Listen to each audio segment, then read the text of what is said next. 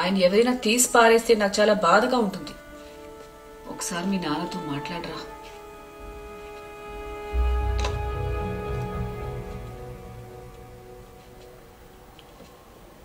రావరణ్,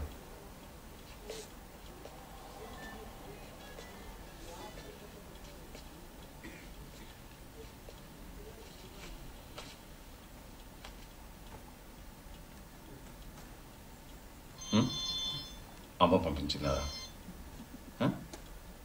ఒకటి గుర్తుంచుకోండి, నేనున్నది మిమ్మల్ని చూసుకోవడానికి రా, మీరు నన్ను చూసుకోవడానికి కాదు. ఏంటి నాన్న ఈరోజు జరిగింది మర్చిపోండి. అసలు వాళ్ళెవరు మీ గురించి మాట్లాడటానికి? ఏం జరిగిందంటారా? వాళ్ళ అమ్మాయిని కోడలుగా తెచ్చుకునే అర్హత మనకు లేదన్నారు, అంతేగా. They are entitled to their opinion. ఒక పెద్ద ఉద్యోగం చేసే అల్లుడిని వాళ్ళు కావాలనుకుంటున్నందుకు, ఒకే ఫ్లాట్లో 3 కొడుకులతో ఇరుగ్గా బతికే కుటుంబాన్ని వాళ్ళు వద్దనుకుంటున్నందుకో నాకు వాళ్ళ మీద కోపం లేదు. అలా అని నేను తక్కువ అంటే మాత్రం నేను ఒప్పుకోను. I am who I am. వాళ్ళు ఎవరైనా అయి ఉండొచ్చు. నా 3 కొడుకుల్ని మంచి మనుషులుగా పెంచానని గర్వంగా బతుకుతానరా. ఇంతకన్నా నాకేమొద్దు. రండి భోంచెదురు కానీ. మీ అమ్మని మాత్రం సింగపూర్ తీసుకెళ్ళలేకపోయానురా. సింగపూర్ ఎవరు వెళదాం అంటున్నారు? నువ్వే. ఈ కండిషన్తోనే నన్ను పెళ్లి చేసుకోవడానికి ఒప్పుకుందట్రా మీ అమ్మ. అన్నీ అబద్ధాలే. రే, హరీష్ పాపం చాలా ఫీల్ అవుతున్నాడు రా. వెళ్ళి వాడితో కొంచెం మాట్లాడరా.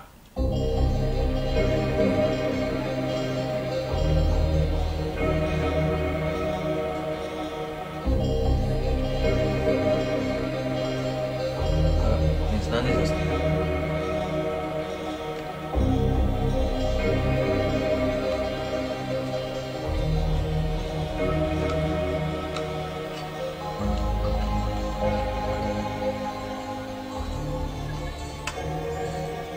అమ్మ బాధపడుతున్నాను అన్నయ్య, నాన్న బాధపడుతున్నాను అమ్మ, అన్నయ్య బాధపడుతున్నానని నాన్న.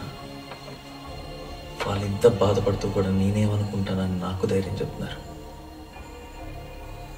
నేనేం చేస్తున్నాను? ఇంతకాలం ఏం చేశాను? నాన్న, గత 10 ఏళ్ళుగా మన ఇల్లు ఏమీ మారలేదన్న సంగతి నేను గమనించనే లేదు. దానికి కారణం మీరు. అదే స్కూటర్, అదే సోఫా, కాలు విరిగిపోయిన పేపర్ పెట్టి మేనేజ్ చేసిన అదే డైనింగ్ టేబుల్ నాకు కనపడలేదంటే మీరు నాకు కనపడనివ్వలేదు.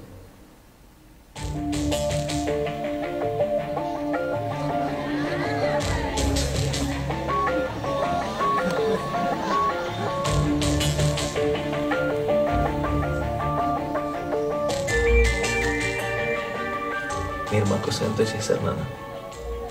మీకోసం అమ్మ కోసం ఏదైనా చేయాలనుంది. మీరు ఫస్ట్ టైం ఫ్లైట్ ఎక్కితే చూడాలనుంది. దానికి కారణం నేను అవ్వాలనుంది.